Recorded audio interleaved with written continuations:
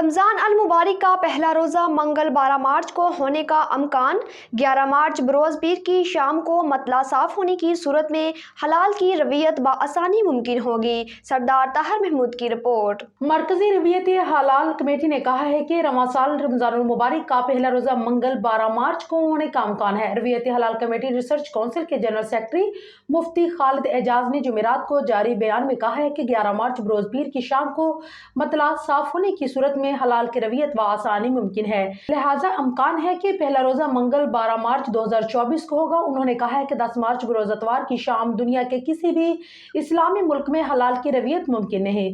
مفتی خالد نے کہا کہ نیا چاند 10 مارچ کو پاکستانی وقت کے مطابق دوپہر 2 بجے پیدا ہوگا اور رویت حلال کے لیے چاند کی عمر 19 گھنٹوں سے زائد ہونی چاہیے۔ انہوں نے کہا کہ 29 شعبان المعظم یعنی پیر 11 مارچ کی شام غروب آفتاب کے وقت چاند کی عمر پاکستان کے تمام علاقوں میں 28 گھنٹوں سے زائد ہوگی۔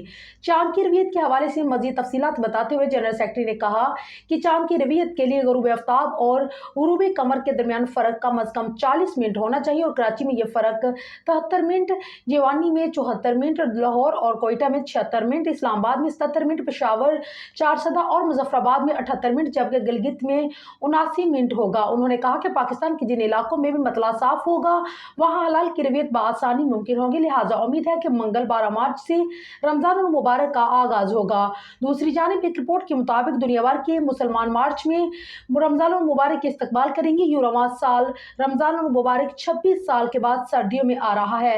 ماہرین کا کہنا ہے کہ 2024 سے رمضان المبارک سردیوں میں آتا رہے گا، تاہم ابتدائی 2 سال تک رمضان کا آخری حصہ موسم بہار میں ہوگا، اس کے بعد 2031 تک رمضان المبارک موسم سرما میں ہوگا اور پھر 8 سال تک یعنی 2039 تک موسم خزاں میں آئے گا، جبکہ واضح رہے کہ ماہرین فلکیات کے مطابق اگرچہ رمضان المبارک کا چاند 10 مارچ کو پیدا ہوگا لیکن اس روز یہ نظر نہیں آئے گا۔